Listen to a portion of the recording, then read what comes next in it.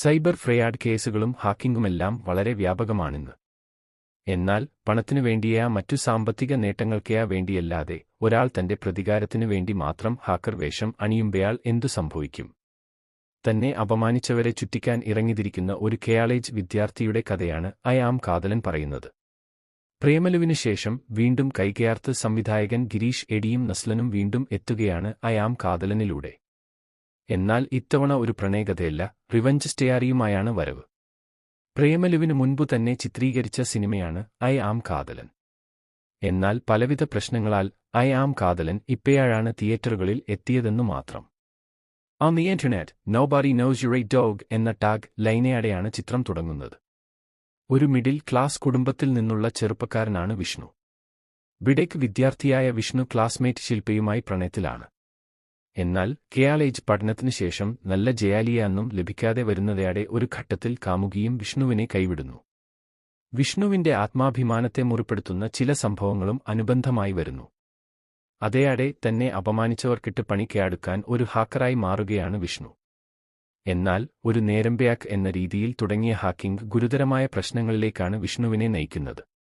നസ്ലൻ വളരെ കൺവീൻസിംഗായി തന്നെ തന്റെ കഥാപാത്രത്തെ അവതരിപ്പിച്ചിട്ടുണ്ട്.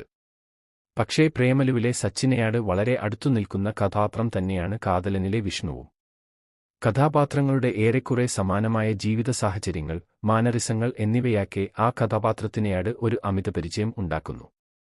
അതാവട്ടെ ചിത്രത്തിന്റെ ആസ്വാദനത്തിൽ രസം ക്യാലിയാവുന്നുമുണ്ട്. ഒരു ഷെയർട്ട് ഫിലിമായി ഒതുക്കാമായിരുന്ന പ്രമേയത്തെ സിനിമയുടെ ഫോർമാറ്റിലേക്ക് വലിച്ചുനീട്ടിയിരിക്കുകയാണ് സംവിധായകൻ. പലയിടത്തും സിനിമ വല്ലാതെ പ്ലെയിനായി പോയാവുന്നു. സിറ്റുവേഷണൽ കോമഡികളാണ് ആ സമയങ്ങളിൽ ചിത്രത്തിന് രക്ഷയാവുന്നത്. മാത്രമല്ല ഒരു സൈബർ ത്രില്ലർ ചിത്രം എന്ന രീതിയിൽ പ്രേക്ഷകരിൽ ജിജ്ഞാസയും ആവേശവും നിറയ്ക്കാൻ സംവിധായകനു സാധിക്കുന്നില്ല. ലിജോമോൾ ജോസ്, ദിലീഷ് പോത്തൻ, അൻഷിമ അനിൽകുമാർ, വിനീത് വാസുദേവൻ, സജിൻ ചെറുകയിൽ, വിനീത് വിശ്വം, അർഷാദ് അലി, ഷിൻസ് ഷാൻ, ശരണ് പണിക്കർ, അർജുൻ കെ, സനത്ത് ശിവരാജ് എന്നിവരാണ് ചിത്രത്തിലെ മറ്റു പ്രധാന കഥാപാത്രങ്ങൾ. സജിൻ ചെറുകയിൽ ആണ് ചിത്രത്തിന്റെ തിരക്കഥ. റിയലിസ്റ്റാക്കി കാര്യങ്ങളെ അവതരിപ്പിക്കുന്ന സമീപനമാണ് തിരക്കഥയിൽ കാണാനാവുക. സാധാരണ പ്രേക്ഷകർക്കും ഹാക്കിംഗ് സങ്കേതങ്ങളും സാങ്കേതിക പദപ്രയോഗങ്ങളുമെല്ലാം പിടികിട്ടണമെന്ന നിർബന്ധബുദ്ധിയോടെയാണ് ചിത്രത്തിന്റെ സംഭാഷണങ്ങൾ ഒരുക്കപ്പെട്ടിരിക്കുന്നത്.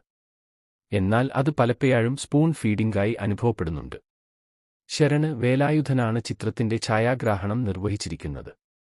നിർമ്മാണം ഗോകുലും ഗോപാലനും ഡോ. പോൾ വർഗീസും കൃഷ്ണമൂർത്തിയും ചേർന്നാണ് ചിത്രത്തിന്റെ നിർമ്മാണം. പ്രേമലു പേയാലെ ഒരു എന്റർടൈനർ പ്രതീക്ഷിച്ചു കാതലനു ടിക്കറ്റ് എടുക്കരുത്. ആവറേജ് കാഴ്ചാനുഭവം മാത്രം സമ്മാനിക്കുന്ന ചിത്രമാണ് ഐ ആം കാതലൻ. ഒരു തവണ കണ്ടിരിക്കാം എന്നതിൽ കവിഞ്ഞുള്ള എക്സൈറ്റ്മെന്റെയ ആസ്വാദനമയ ചിത്രം സമ്മാനിക്കുന്നില്ല.